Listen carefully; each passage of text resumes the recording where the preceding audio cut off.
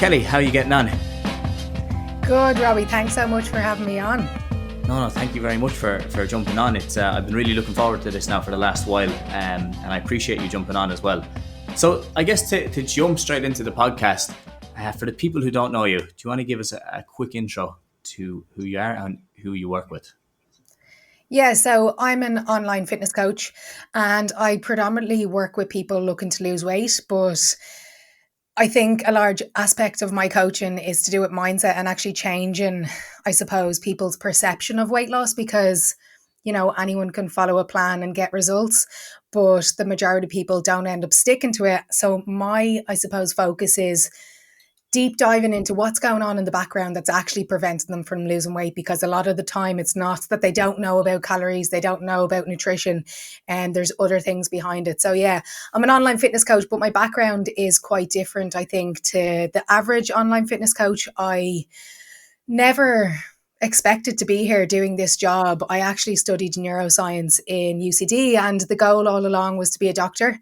And I spent a summer in Zambia building houses for orphaned kids, and I was asked to go down to the local school one day and just to teach the kids a little bit of English. And I went down and I just had the most amazing day, and that just changed everything for me. I came home and I applied for a HTIP, which is a teaching qualification, and I completed my degree in neuroscience, but I no longer, was thinking about being a doctor. I actually wanted to become a teacher. So I qualified as a teacher and I was teaching for about 7 or 8 years.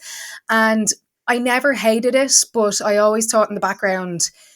I love teaching, but I actually want to teach people on a deeper level to try and help them actually change their lives and not just go into an exam, regurgitate everything I've said, and then never remember it again, although that does serve its purpose. But so the last year of teaching, I actually decided to do a personal training and nutrition course on the side. So I was doing that for a year. I qualified.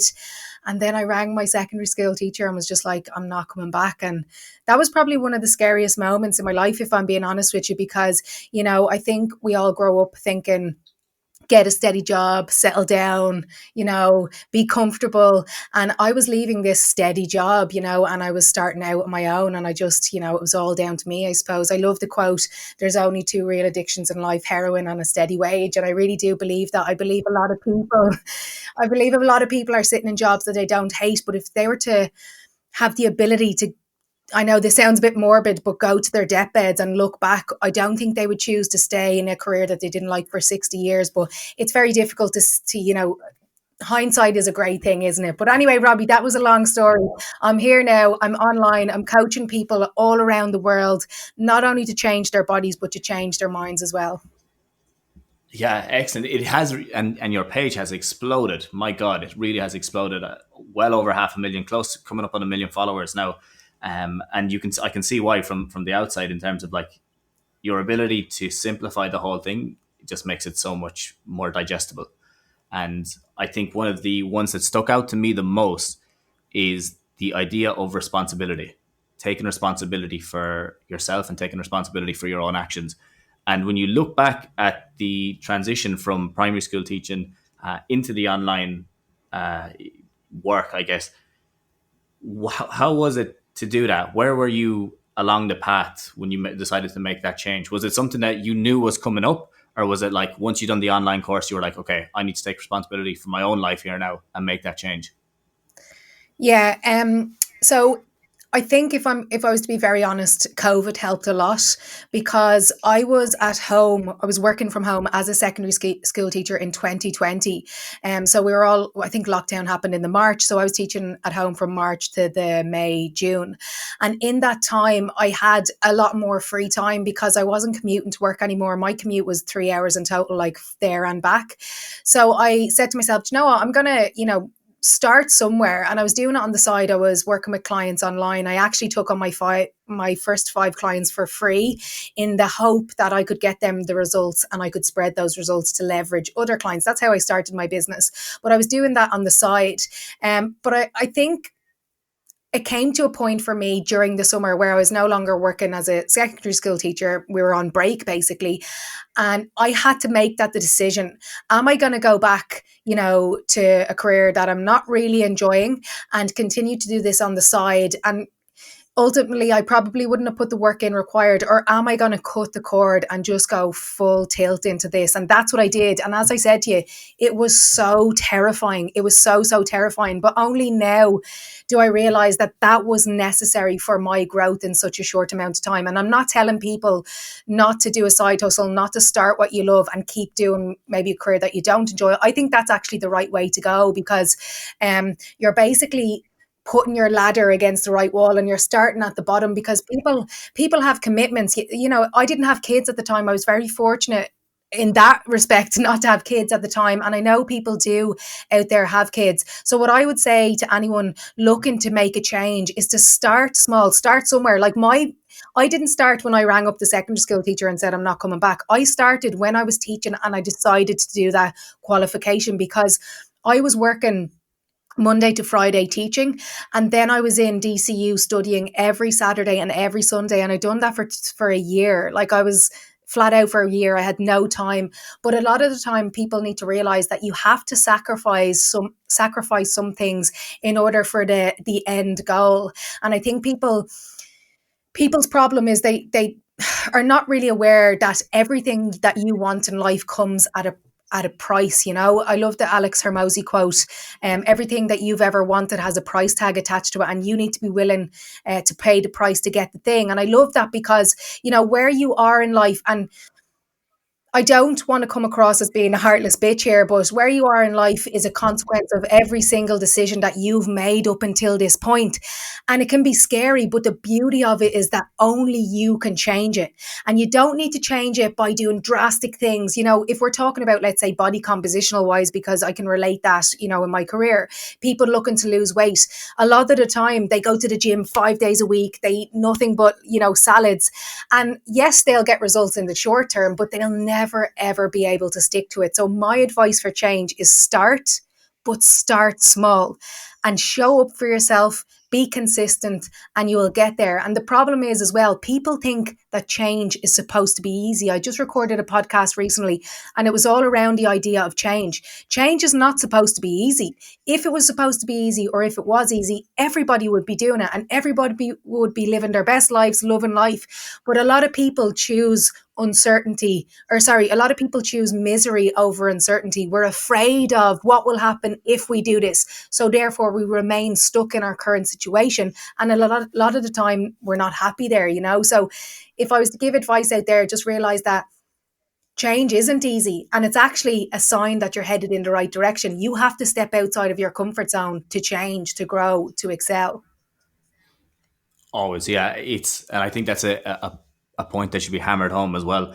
One of the main things there is the small things that you can do to make that happen. And I think that it starts oftentimes with a conversation with yourself as well, where you need to look at how you're thinking, why you're thinking that way. And for me, I'm big on like making change in the language that how you speak to yourself, in terms of like, as opposed to beating yourself down all the time, trying to build yourself up a little bit to give you the motivation. I know motivation is fickle now, obviously, but to give you the motivation to start to lean into the discipline side of things a little bit more. And I think that people oftentimes in their own head kind of, I guess, are their own head is their biggest obstacle, I guess, is the main thing, is what I'm getting at here. When you started to think about making that change, what type of conversations were you having with yourself at that time? I love Robbie. I absolutely love that, because that's a huge focus of my coaching as well. It's like we limit ourselves with these stories that we tell ourselves. And if your best friend was to come to you and say, you know what, Kelly, I'm thinking of running a marathon. That's just an example. You would never turn around and say, oh my God, are you stupid? Like, of course you could never do that. You're so unfit. But this is the story that we tell ourselves. And I say online, I always say, your limiting beliefs are glass ceilings. They only exist until you realize that they can be broken. And once you break through a barrier that you've set yourself all your life, only then do you realize it's possible. And only then can you start seeing what else is possible.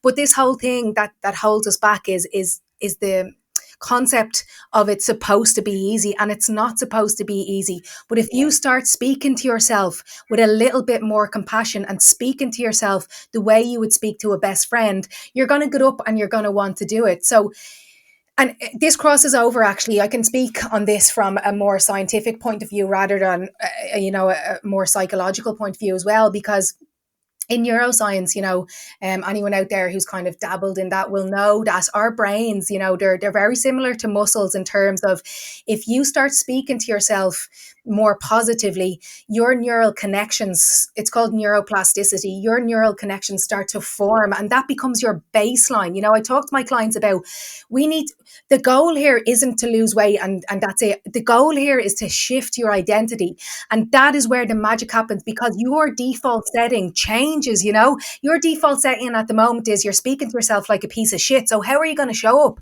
You're going to show up like a piece of shit. Why don't you start being a little bit more compassionate, a little bit kinder to yourself? And what happens over time is that becomes your baseline. And I know it's so foreign to people, because when I started to do this to myself, listen, Robbie, I hated myself for so fucking long, and it's really, really deep rooted in why. But I hated myself for so long. I spoke to myself so negatively for so long. And when I started to think about this whole concept of speaking to myself a little bit nicer, I actually was like, what the hell? Like, it was so foreign. It just was something that took me so long to do. And I think that's another area that we could touch on.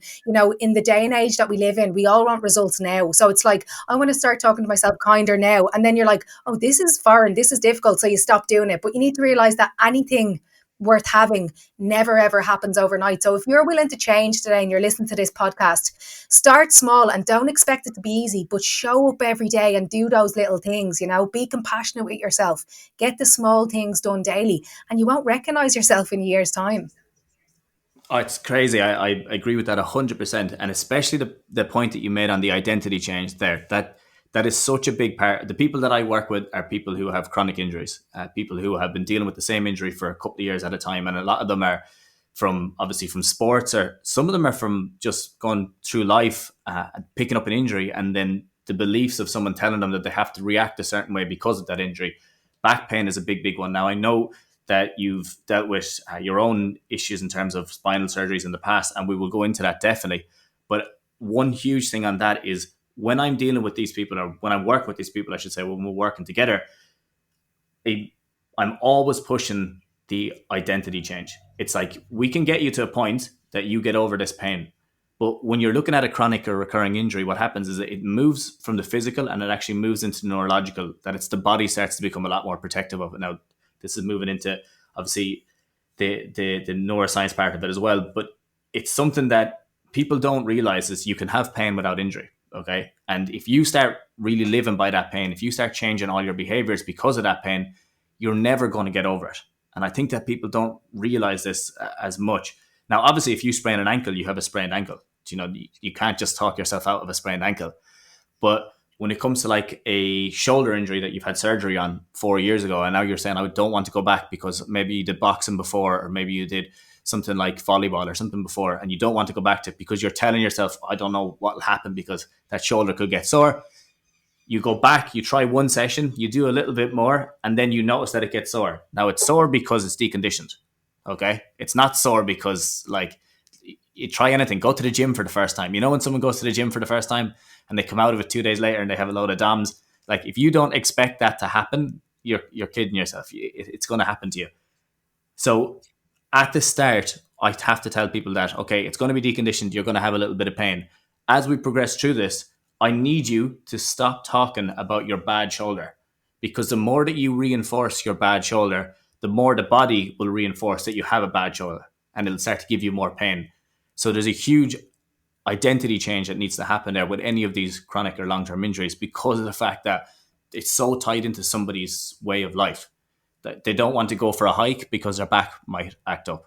They don't want to go for a run because their knee was injured 10 years ago and it might get worse again. And then slowly but surely they start limiting themselves. And once you start limiting yourself, you rarely, as you said, the limiting beliefs are glass ceilings, but you rarely test them until you're made test them. I think it's such an important point that people need to look at, is that if you want long-term change, it has to be an identity change. And when you're looking at your clients, then, Kel, what way do you, like, what's an identity change that they have to make? What's something that that when you say, okay, you've come through, they're working with you and you're starting to see a lot of progress, how do you know, okay, you are going to stick on the right path now? What's something that crops up? Yeah, so I agree with all that. I love it because you were talking about there, they need to stop, talking about their bad shoulder. What popped into my head there was, if you're thinking about buying a new car, let's say you're buying, I don't know, a Hyundai Jeep or something, all you start to see on the road now is Hyundai Jeeps until you get your Jeep, and it's what you look for, you will find, you look for the negative, you'll fucking find the negative. You look for the positive, you'll find the positive. But to be honest with you, and I know people aren't gonna want to hear this, and I think that's what I'm known for online. It's speaking the truth even if it's not what you want to hear. But a lot of people won't hear this, and or won't want to hear this, and that is identity change takes time. It takes persistence. But again, if you're willing to play the long game, you will get there. So I think you need to have that in your mind at the start. But a lot of people, to be fair, aren't even aware that they need to change their identity. So you asked me a question there, how does this relate to my clients? And basically, when clients come to me, they want to lose weight, and that is it. Okay. And I get it. I have to tell people on the front end, of course, I'll help you lose weight. On the back end, they're like, Kelly, my life has fucking changed. But I can't approach people and say, I'm going to change your life. I have to say, I'm going to help you lose weight. But when they come in, we start working on all of this. We start working on the mindset. But I think the biggest thing in terms of identity shift is me trying to tell my clients and trying to get them their head around the concept of, you've been waiting your whole life to be happy until you reach a certain weight. And my coaching comes into play in terms of, even when you reach that weight, you're not going to be happy if you don't work on all the shit that's going on inside your head. So the biggest concept for me that I want to work on with clients is the I'll be happy when fallacy, because I think we all live our lives in that. We live our lives deferring our happiness until we reach X. And I did it myself. I might sound like I know what I'm talking about here on a lot of things, but I didn't come to this awareness and how to live my life this way until I was about 30. I went through, and that's very young considering there's a lot of people out there who still are living their lives in these ways. So I'm very grateful for that. But I've done the work, I've done the therapy, I've done the counselling. But we all go through lives living our lives saying, I'll be happy when. And, for me, it was when I was in college, I'll be happy when I get a job. Then it was, I'll be happy when I become the principal of the school. Then it was, I'll be happy when, me and my wife finally get a house, we have kids, we upgrade the car, all of these things. So I was deferring my happiness until I got over all of these obstacles. And one day I was like, these obstacles are my life, you know? So with me, it's like to my clients, I guarantee you that if you get stuck in, I will help you lose weight. But you start to need to realize that you can be happy now. You can be both, happy and a work in progress and getting to your goals. And I only said to clients last week, I was like, all of these things you tell yourself you can't do. I was like, why don't you shift your mind and actually tell yourself you can do them? And even if you never get to do them, isn't it better living your life thinking you can than thinking you can't? So the identity shift, it's not easy for me and you to get this across to anyone listening now, because it really, really is a work in progress. And I think a lot of people out there lack awareness, and we go through life living like zombies, doing what we always did, getting what we always got, because we're not aware that we need to change these patterns, change these habits. And that's a big thing that I bring into my clients, is like, when you're aware that you're doing this, then you can start to change. Yeah, yeah. That's a great point on, you can be happy but be a work in progress at the same time. I'm definitely going to take that one. That's an excellent. It's an excellent way to phrase it, because it's so true. It's like, as you say, you're always setting it at that destination of, once I get there, things are going to change and I'm going to have this massive improvement. And then you get there and you're just looking around yourself like, okay, well, what's the next goal? What's the next thing that I need to chase? Because in a lot of ways, I guess it is that journey that's the most enjoyable part. That, but you only realize that when you look back on it. It doesn't feel good at the time sometimes, though. Yeah, Seems I like know. it. Absolutely, because you've told yourself that this thing is going to make you happy. But if you think back on anything in life, like all the things that you've achieved, were you happy then forever when you achieved that thing? And the answer is no, because happiness is fleeting. When you get the new iPhone 15, the next day, it, you don't really care about it anymore. So it's when you actually realize that the only way to genuinely, and I mean genuinely, live a happy life is to be grateful for what you have now, while still working towards the goals that you've always wanted to achieve. I live on the side of a mountain in a tiny, tiny little house. Yes, eventually I want to build our own house, and we have planning, and hopefully that's the case. But 5 years ago, I would have said, oh, I can't wait till we get the house. I'll be happy then. Now I'm like, I fucking love my life. Yes, I want to work towards things, but I'm totally happy now. And I think, Robbie, as well, very, very, very little is needed to make a happy life, but we're just conditioned by society to, reach this level and then we'll be happy. I love the author Robin Sharma. I've read all of his books. I've listened to loads of his podcasts, and he talked about he was, he did it. He said, I did everything that society told me would make me happy. He was this big hotshot lawyer in Canada. He lived in a mansion. He had a Ferrari sitting outside of his house, and he wrote a book called The Monk That Sold His Ferrari. And he said, I woke up one day and I did everything that society told me would make me happy, and I was fucking miserable. So he sold everything. He went off on this journey by himself. And I'm not saying to do this, but I'm just highlighting the point that really and truly very little is needed to live a happy life. Yeah, and is it on what you were saying there? Like that's kind of it's a point that I'd love to dive into more. Is it the practice of gratitude that brings you into the present? Then is that how you really, when you're looking at, because I heard I don't know if Naval Ravikant once said that if you're so smart, why aren't you happy? You should be able to figure out a way to be happy. And it is really that, like for me, it's always about what practices can you put in place to start to see this change in your life. And gratitude is something that I practice a good bit. I definitely do a bit more meditation than gratitude itself. But I'm just trying, just as you say that there now, that's more of the key to it, isn't it? Because when you're grateful, you're happy. It's as simple as that.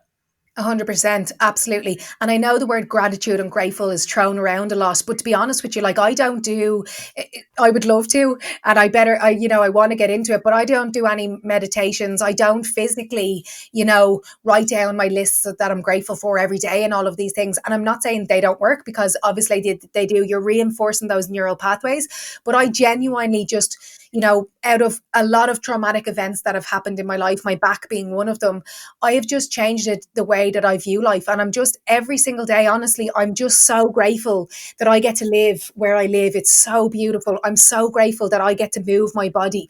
I'm so grateful that I get to exercise. I'm so grateful that I have a beautiful wife and two beautiful twin girls. And like, hopefully this doesn't come across as me trying to be this egotistical person, but I have more money now than I've ever had in my life, and I give a lot of it away because it just isn't a thing that makes me happy. It's just not.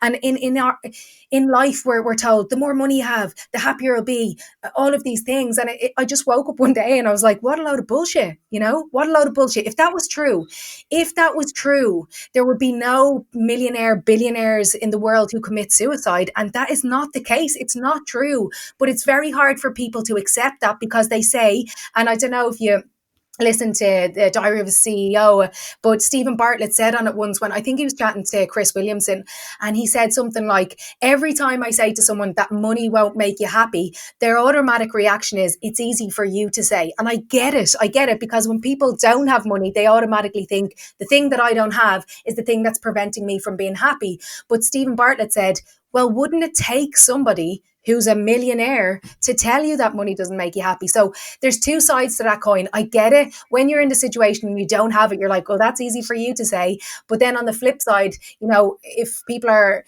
in the position when they have a lot of money, only they can really tell you that it doesn't make you happy. So yeah, to answer your question, I suppose the only way to live in the present moment, I really genuinely believe, is being grateful for what you have. Again, working towards what you want. Because if you think about, if people focus on the present all of the time, they can tend to be quite anxious people.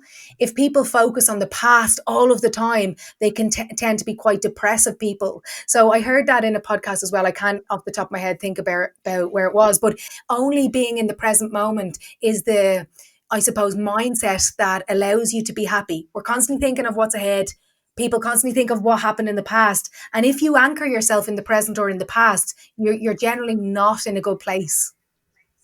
Yeah, it's It's a point I think that a lot of people will relate to as well, because it is a practice. Like, it's something that it takes time, and as you say, like, if you focus too much in the past, too many people are living their lives in the past, and it's gone by. Like, it's really really gone by them. Now, I heard you mention that when you got into your 30s that you started to make a change, and that was a big turning point for you. What do you mean by that? Okay, so when I was 19, my boyfriend at the time committed suicide, and I found him in his bedroom. And from the age of 19 to the age of 29, I genuinely was a persona of myself. I wasn't me. I was a shell of a human. I hated myself. I genuinely hated me as a person. I was not in a good headspace. I was a lot of the times depressed and sometimes even suicidal. And I portrayed this image to everybody else that I was, perfect. So what I mean by that was anything that I did, I had to be the best. I was this amazing teacher from the outside looking in. The principal was so happy with me. I even had meetings, I worked in private schools, and the principals would put me up and would be saying, we've never had such amazing feedback by parents, because I had to be the best teacher. I played rugby. I had to be the captain of the team. Anything that I did, I had to be the best, because I was seeking so much external approval by everyone else. Because what I only know now, I didn't know at the time, what I was doing was I was trying to be accepted by everyone else in the hope that I would accept myself. Because my my subconscious thoughts constantly for those 10 years of my life was, well, I wasn't good enough to make him stay, so I must be a piece of shit. So those 10 years of my life, looking back now, I've learned so much from them, but I just feel so sorry for that person, because I just was just, as I said, a shell of myself. And when I was 29, my mom came to my house. Now, as I said, I live in the middle of nowhere. So if my mom was calling around, like, she would ring and make sure I'm in. It wasn't, you wouldn't just call into my house because I'm in the middle of nowhere. And she just turned up at my door one day, and she didn't say she was coming or anything like that. And she walked in and she just said, Kelly, I know you're dying inside. Please, please go and speak to someone. And again, I was this person who was fine. What are you talking about? I was like, no, I'm fine, mom, like, whatever. And she was like, Kelly, please. And we were only talking about it recently on a podcast, but she was like, it's that maternal instinct. And I now get what she means, because I have kids myself. But she asked me to go see someone, and I said, right, I'll go. She said, if you don't like it, you don't have to go again. So I went, and from that moment on, I just started to become a different person. I went to therapy for, years and years and years, every single week. And I started to realize that what happened to me in the past decided the actions that I was taking, and only I could change them. But I think I mentioned to you earlier, Robbie, that I wasn't aware of the way I was acting. I wasn't aware that I was had to be the best, trying to seek approval from others so that I would accept myself. I wasn't aware of all of these things, and by piecing things together, by talking to someone, it allowed me to become aware, and then I could work on changing them. And it didn't happen overnight. Like, it really didn't. A lot of the patterns, a lot of the behaviors that I was performing, I suppose, were coping mechanisms. And it really took a lot of work to undo that. I was a very controlling person, in terms of I had to know what was happening in every single moment of my life. And if I didn't, I'd be riddled with anxiety. I actually suffered in my teenage and early 20 years with a lot of anxiety attacks. And I didn't even know that's what it was, because I was too proud to tell anyone that that was happening. I was driving home from work one day when I was teaching, and I started to, like, my heart started to go 90. My vision started to get blurry. I had this sense of fear, and I was like an overwhelming sense of terrified. I was afraid. I didn't know what I was afraid of. So I had to pull into the side of the road, because I genuinely thought I was having a heart attack. And I went home that day, and I never told anyone ever, and only through therapy did I realize that was an anxiety attack. And I was having these because I was putting all of this pressure on myself, and I never really dealt what happened in the past. So yeah, I started therapy at 29, and I'm just in such a better place. But it took years. I didn't just change overnight. And yeah, I just am so grateful for my mom that day coming, and not forcing me, but pleading with me to go and speak to someone. Yeah, I can only imagine. Sorry to hear that, Kelly. That's obviously extremely traumatic experience, and I can only imagine what it was like to go through that in the years after it. And everything that you said there with controlling your environment and controlling everything around you after an event like that, is it only makes sense to do it, because anything outside of your control there is really going to is going to is going to test you. As you say, you're going to have a lot of anxiety around it. I can only imagine what it's like when you started going to therapy, because there's probably people listening to this podcast now who may need to consider that, because of the condition that they're in. What was a what was a turning point, to the degree that you want to talk about it within therapy, that you noticed that, okay, this is something that I need to change. Like, this is, I am trying to control everything around me, or I am maybe like removing myself from certain situations. Or what was a turning point within the therapy itself, that like a sticking point that you were like, okay, that's something that needs to develop, because now that you became aware of it, this is what I'm going to do to improve it. Yeah. So first of all, to be honest with you, when I went in there, I didn't think. So a lot of people out there mightn't even realize, but I didn't even think there was anything wrong with my behavior, if I'm being honest with you. But it's just through when you speak to someone who you don't know, who has no judgment on you, you feel that you can speak very freely. And a lot of the time, I was saying things out loud and I would stop and I would say to her, "Oh my God, I can't believe I act like that." So it was awareness in each session that only made me realize that I was acting like that. Like if you had said to me, when I was 29, just about to go to therapy, like, are you a good person or are you happy? I would have said yes. And I genuinely would have meant it and didn't know any different in terms of my behaviors. So it's connecting the dots. I always say, to people about therapy, when I went in there, it was like a jigsaw puzzle, right? I couldn't see it because the puzzle wasn't created, but only in hindsight now, when I look back, I can see this big, massive picture. But every single session I went to was just like adding a jigsaw piece together. So, there's nothing that I can really say that, this one thing about therapy was how I changed, because it wasn't. It was every single session brought a little bit of awareness to the way I was acting and the reasons behind why I was acting that way, and therefore I could change it. Because let me give you an example now. People will laugh because this sounds crazy, but this is what I was like, right? And I didn't think there was something wrong with it at the time. When, back then, when we used to get Tesco delivered to our house, because we still do, because we live so far away that it's just an absolute nightmare to get shopping, to drive there and back. So anyway, to save my time, we get Tesco delivered to the house. And I used to say to my wife, please, please, please don't put the Tesco order away before I get home, because I was so afraid that she'd put the items in the wrong place. Like, this is, and I thought that was completely normal. Now, that's just one stupid example, but that's the degree of control that I felt I need to have. So when I was saying this out in therapy, then I was like, oh Jesus, that isn't normal. So then I could work on it. But yeah, it's just bringing awareness to these actions, but also as well, it also kind of, the things that some therapists give you are really good tools to kind of empathize with the way that you were acting, because everything that I did, Robbie, was a coping mechanism. And I'm happy, like, I'm glad to that person because I survived that. I don't know what would have happened if I didn't have those coping mechanisms to get me through.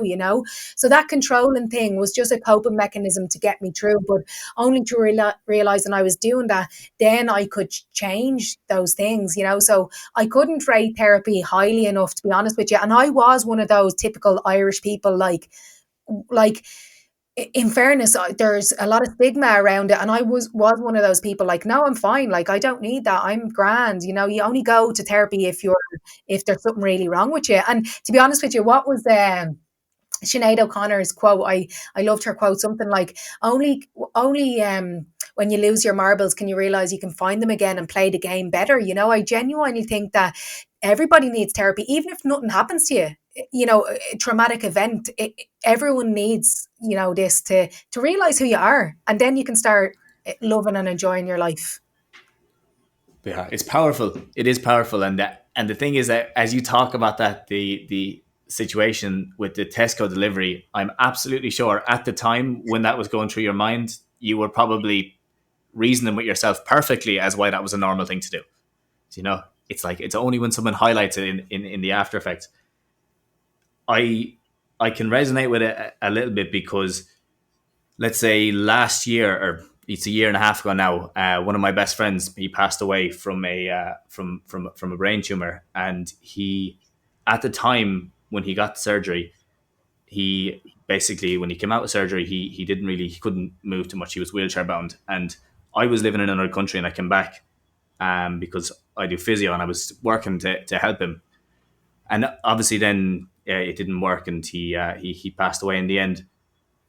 But I went into myself after that for the year after, in terms of, that's why I can say I can resonate with that controlling, because everything that I did was, it was my way of doing it or no way, and I was only going to do it this way. And I went into Argentina, and I was just focusing on doing jiu-jitsu, focusing on the business and nothing else. Social life dropped off, everything else completely just, I guess, went into myself after it. And it was only after realizing that, okay, Jesus, I'm trying to control everything around me here. Like, I'm probably no fun to be around anymore, that I started to work on it and started to improve it. So in that case, I can resonate with it exactly. I know exactly what you're talking about in a small way. Anyway, when you look at that time of your life, then what were some of the conversations that you were having yourself with yourself at that time? Like, can you, when you think back on it, is there anything that sticks out Yeah, when it was first at of its all, I'm worst? so sorry to hear that, Robbie. Like, I get it. That controlling element, I think, comes about because you had no control over what happened, and therefore you try and control everything else, you know. But I suppose my thought patterns back then was, to be honest with you, I didn't think that there was anything wrong, as I said, with that. But when I started to go and these things were being highlighted, I started to realize, Jesus, Kelly, like, this is no way to live your life. And what you just said there actually struck a chord with me. You know, people probably didn't want to be around you and you were no fun. And looking back, I don't genuinely know how my wife stayed with me, because I was just a, I was going to say horrible person, and I never came, never to her or anything like that, but I was just so unhappy. I was just negative. I was just in on myself. I never wanted to go anywhere. Like you said, like, I used to just be at home all of the time, never wanted to go anywhere, never wanted to do anything. And as I said at the start of this topic of conversation, I was just a shell of myself. I genuinely wasn't, looking back, living a life. I was just surviving day by day. But only looking back now do I realize how bad I was. And I spoke about this on a podcast. I had Brian Keane on my podcast, and it was really the only time, to be honest with you, I've ever said it in public. But we had a family friend. We have a family friend, and he kind of grew up.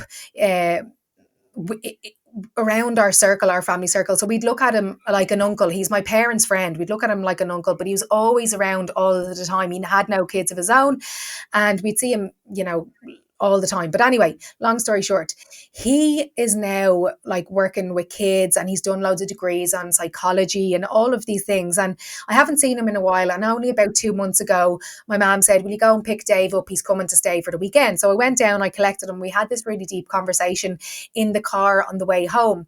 And he was talking, I'm one of six, okay? I'm the oldest sibling of six kids.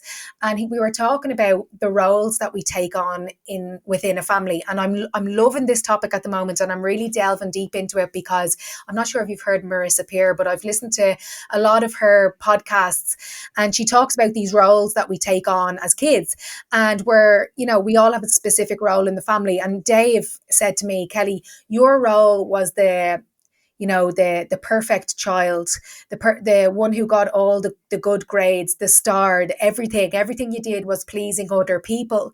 And he said, but deep down, I could see that you were seriously depressed, and I could see that you were suicidal.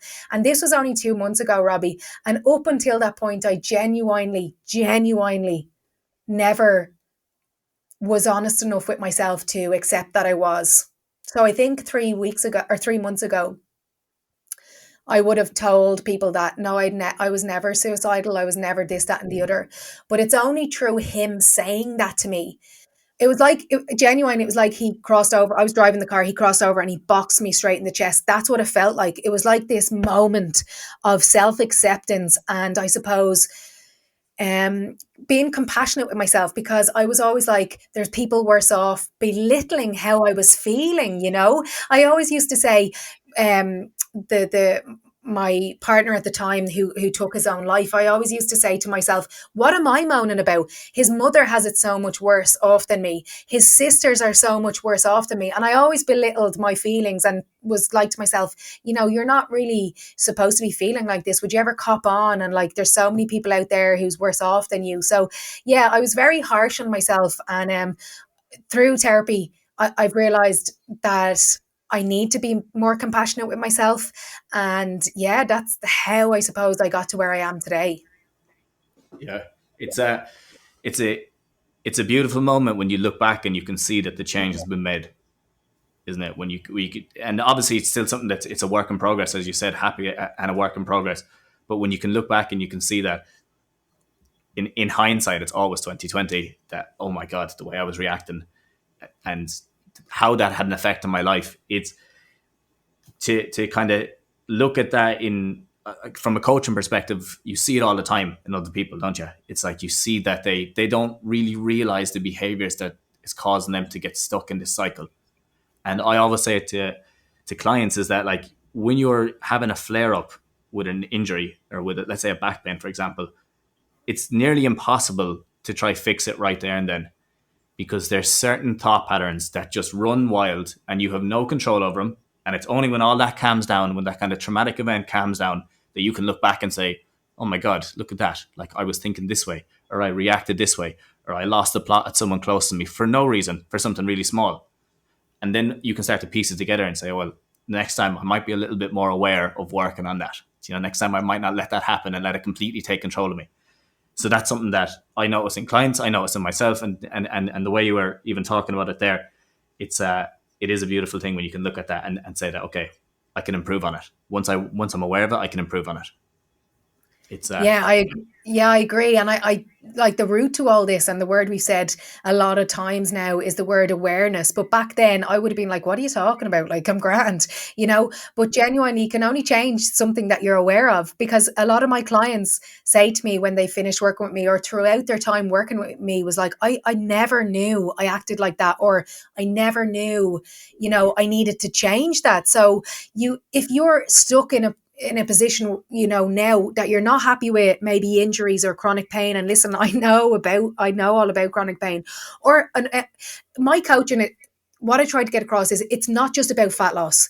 It's about your relationships with, your kids, your partner, your career, how you look at yourself, all of these different things. So if you're in a position now and you're unhappy with any area of your life, and you don't know why, you need to go to someone for help.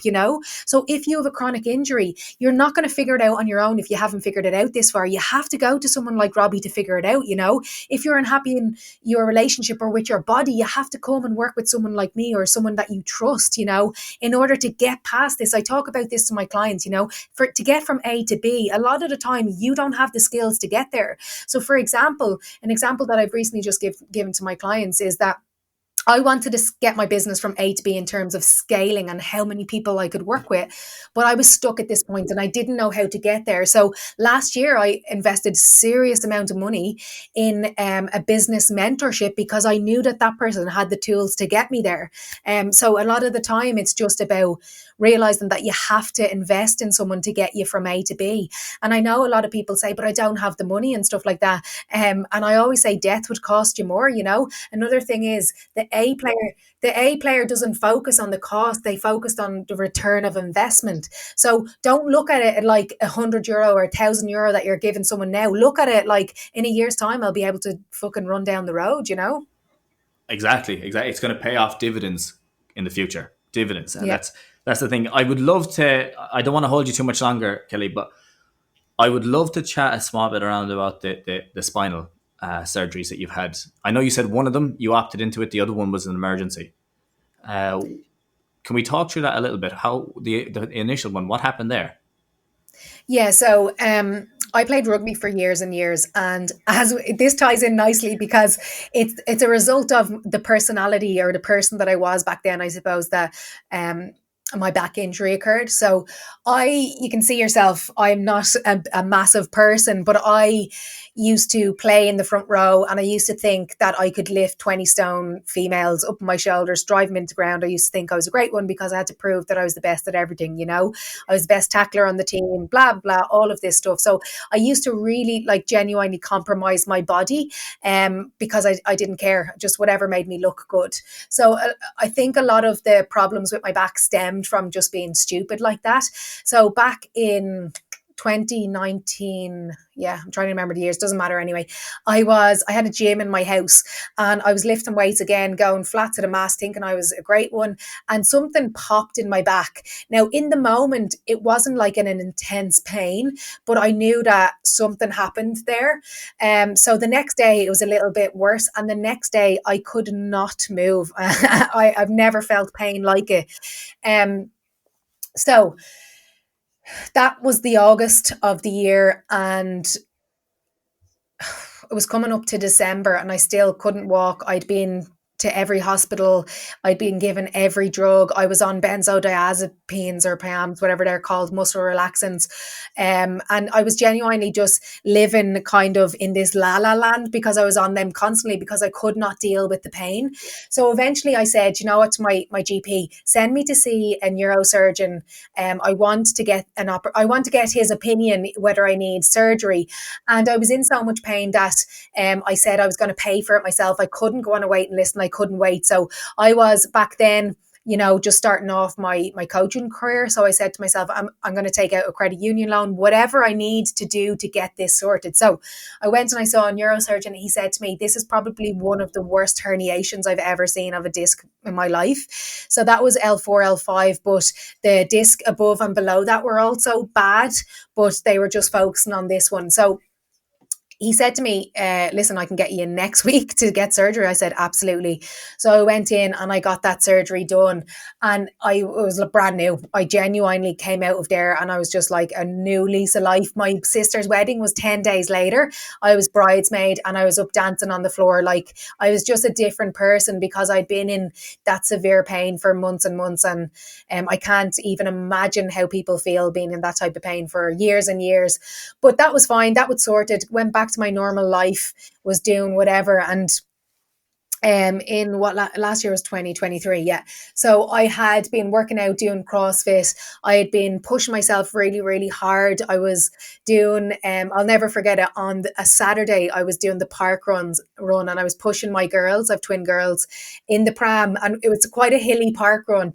And I was like, my back had been sore honestly for months before that, but I never listened to it because I'm stupid like when it comes to things like that. I pushed through the pain. Exercise, and I was saying this to you before we went on air, Robbie, is my therapy. So to maintain a good baseline of mental health, I have to be exercising a lot. For other people it's different, but for me it's exercise. So I pushed through the pain for months and months. I think the first pain I had started getting was October, and now we're into the February. So it was a good couple of months that I hadn't been listening to my body. And that's the thing I say to my clients, if you're in pain, stop exercising and we'll work on getting it sorted. But again, I never take the advice that I give to others. So I pushed through, and something happened on that park run. I was like, shit, that was not good. So that was a Saturday. So on the Sunday, I woke up and I just again couldn't walk, and I was like, oh, for fuck's sake, back here again. So I went to the care doc. He gave me an injection in my arse to help with the pain, and he sent me to the A&E. So I was in Vincent's A&E, and I was there thinking, I would get a scan done and I'd be told to stop exercising and rest and all of these things. So anyway, it was nighttime. My dad was there with me because my wife was at home with our girls. And I was in so much pain that I was like, Dad, I can't actually sit here in A&E. They had told us it was like a 12-hour wait. So I went home and I was like, I'll come back Monday morning, I'll get a good sleep at home. So it was Monday. I actually worked that day, checking in with clients, and my wife dropped me up to A&E at about 3 o'clock. Now I know this is a long story, but I'm getting there. No, In the keep meantime, 100%. In the meantime, I had messaged my GP. I'd rang him actually. He's real sound, and I was like, Philip, listen, I'm going into A and E here. Please, please, can you send them a note saying that I need an MRI? And he said, Kelly, it's very, very rare that they would do an MRI in A&E, but I'll do it and I'll try and get it for you, right? So I was sitting there. I went into triage. The nurse was lovely. She was doing all these tests, like these prick tests to see if I could feel this, that, and the other. And she was like, all of your tests are coming back that you're fine. And I was like, no, listen, I am not fine. I know my body, I'm not fine. Can you get me an MRI? And she was like, no, we don't do them in A&E. And I was like, did you get the note from my doctor? And she said no. So she went off, came back, and she was like, Kelly, I got the note from your doctor. Do you know what? The MRI team upstairs are 5 minutes from shutting down. We'll rush you up and get you an MRI. So they rushed me up. I was in the gown waiting for my MRI, got it. The woman there, the radiologist or whatever, said, head back down to A&E and we'll get the results or whatever. When I was up there waiting, I got a phone call on my phone from an unknown number. I answered it and I was like, hello. And they were like, Kelly, this is the doctor from A&E. I'm coming up to get you. And I was like, fuck, because clearly something was bad. So he came up, brought me down in the lift, and I was like, what's going on here? And he was just like, no, nothing. We just need to have a chat with you in A&E. And I was just like, what is going on? So we got down to A&E and he was like, we need to rush you to the Mater Hospital for emergency surgery right now. And I just, can you imagine hearing that, I was on my own because I was like, there's no point in anyone waiting with me. I'll just be here for hours. I genuinely thought I was going to be given painkillers and told to go home. So I was rushed to the Mater Hospital. Mo, my wife, literally came down and got to see me just before I went. And basically what had happened was the same disc that I got operated on, L4, L5, had herniated again, but it was so bad that I was literally a couple of hours away from, I was pre-cauda equina, so I was a couple of hours away. Yeah, I was a couple of hours away from being left with two bags for the rest of my life. So I'm so thankful for, I can look back and actually be thankful now, even though it was very traumatic. I'll never forget, there's some pivotal moments in your life that really stick out, and I'll never forget in the middle of the night, the surgeon coming into me being like, now I know this is routine operation, but he was like, I hadn't mentioned, Robbie, that I'd lost all feeling in my right leg at this stage. But he came into me and he was like, listen, Kelly, you may never get feeling back in your leg again. You may be left in a wheelchair. All of these mad things. I was on my own. I had nobody around me. I was literally prepped for surgery. And this is one moment in my life I'll never forget. The nurse came to me and she gave me this antibacterial soap, and she said, we need you to go down and shower because you have to be sterile for theatre. And I was like, fine. So she walked me down and I was scrubbing this antibacterial soap on me, and I thought to myself, this is the last time I'll ever shower standing up. These were the thoughts that were going through. You know what I mean? Like, you have all of these thoughts. Now, thankfully, everything went well. I'm fine. But you asked me before we went on here, how are you getting on after surgery? And that was February of last year. So we're in May. So that was about 15, 16 months ago.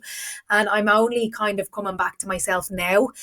So if anyone's out there with chronic pain or anything like that, you need to realize that it does take time. And I'm the worst person for that because I am very type A. I want results now. I want to get stuck in now. Don't tell me I can't do this. So I had to reevaluate things and realize that, it will take time. And I, before that happened, I was competing in Ironman events around the world, to now being brought back to a mindset of, I'll be happy if I can hike again, maybe run a 5K again. And I've had to adjust my expectations to, again, this whole gratitude thing. I'm happy now just being able to get out and run a 5K down the road. I wasn't able to do that. And I was potentially never able to do that again just 18 months ago. Yeah, and the thing about it is, like, that's a very, there's so many levels to that story as well. With, like, you've had the first one, then you had the surgery, and the second one. For people who don't know, cauda equina is a serious condition. That's like, as you say, you had lost full power in one leg, or you lost a feeling in one leg. That becomes a bigger issue. It's basically, for those who don't know, it's when the disc comes out and it starts to press on the your spinal cord, but to a very severe degree. It's not something that builds up over time generally. It's something that's like, you have it and then, Yeah. like, people get it from a heavy lift. So Yeah. that's something I'm always warning people about. If you do get it, if you lose both feeling in both legs, or if you lose feeling in both legs, if you get that saddle anesthesia, if you have any of that, really, really important to look at it.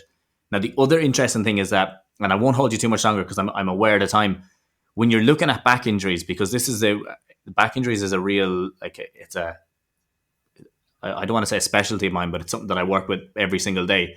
And they're so interesting, especially chronic injuries, because the back, it becomes so protective, and we become so protective of our back that, as same as the idea of the shoulder, where you can get a load of pain even when the injury isn't there, it's the same thing when you're a year after surgery and you're trying to get back into running, or you're trying to get back into Ironmans, and you start to pick it up, and then the back starts to flare up, and then straight away all the thoughts come back in. Oh my god, have I done it again? Is it the same again?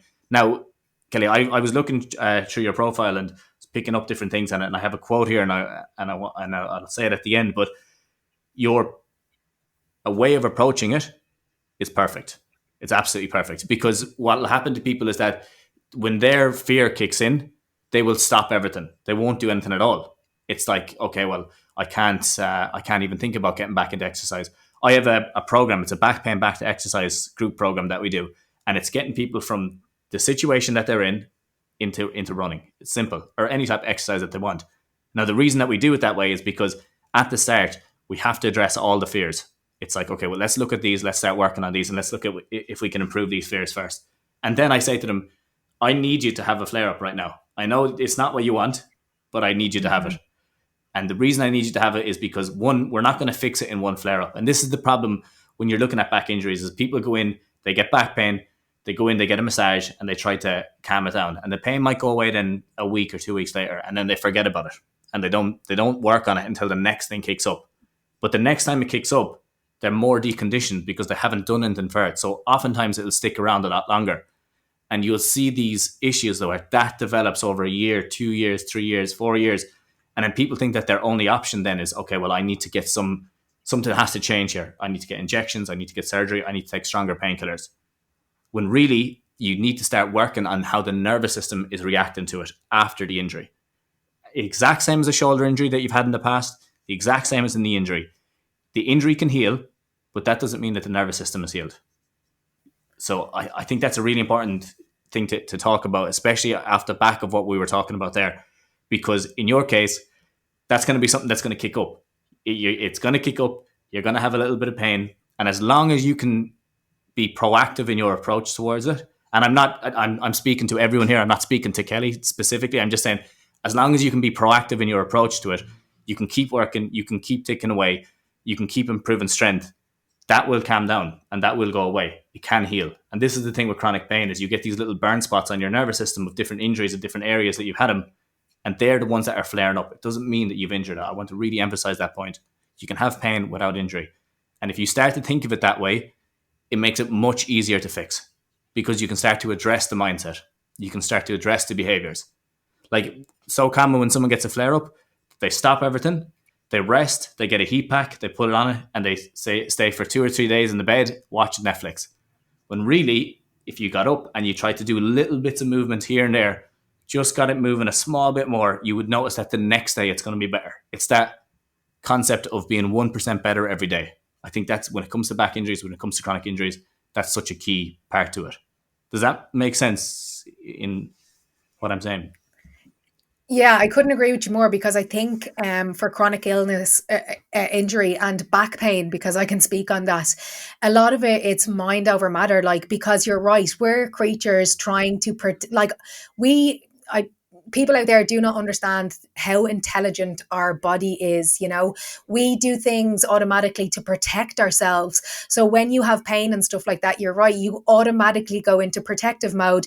And a lot of the time, with your body, actually, to progress and to get over stuff like that is movement. But people think it's the opposite. They think it's completely do nothing, but it makes it worse. So yeah, a lot of the time it's getting over the head rather than anything else. And for me, I can relate to that in terms of, you were saying you've probably had hiccups. I have had hiccups where my mind goes into this place and it's like, Mo, I'm back at square one. There's something happened. We need to go get an MRI, but it's about just keep on going, just keep ticking over, and then eventually it will pass. And to be honest with you, like I've had flare ups that have lasted a couple of weeks, but it's about not catastrophizing it and just realizing that it will happen. But if you keep going, you will work through this. And come here, Robbie, I may get on that there back program with you. Yeah. And you can, It sounds like you're back running already. But if you ever have anything, any questions at all, you just shoot my way. Or if you ever want to chat about it, no problem. But I will finish on this thing because, as I said at the start, you had a quote on Instagram, and it was absolutely perfect in terms of how someone should deal with the back issue after. And it said, you had a picture of you after surgery in the hospital that said, "Am I 100% after my spinal surgery?" It said, "Probably," or said, "No." "Will I ever be 100%? Probably not."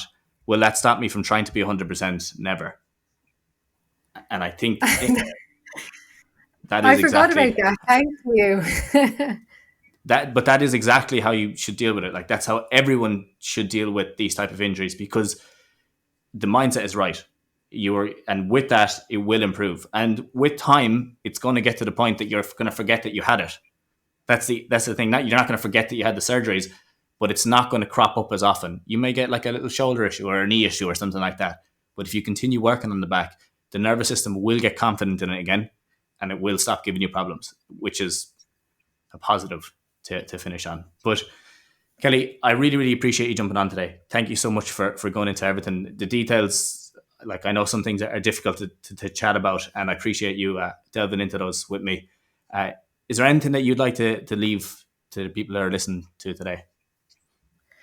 No, just thanks for having me on. I think the last point you just made there, it kind of just had a light bulb, not light bulb moment, just it just reminded me to say this as well, because when people hear my story or look at other people who, let's say, are coming through injury and they always compare themselves to other people and maybe say it's not fair, I'm slower, blah, blah, blah. I still can't feel my right foot. So I'm not perfect in terms of recovery. I may never get that feeling again. They said you will probably get to your max level of recovery 18 months after. So I think it's August, and then probably the possibility of feeling not coming back.